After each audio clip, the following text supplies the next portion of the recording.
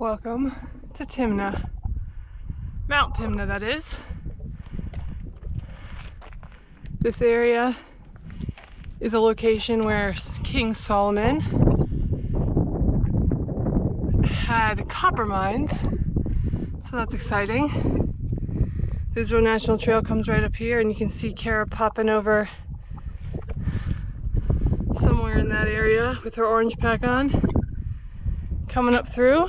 And here we're coming up this trail, and I just found some copper on the rocks, so I thought, hey, let's show you around. Anyhow, wish you were here, but it's been a good day. Over and out.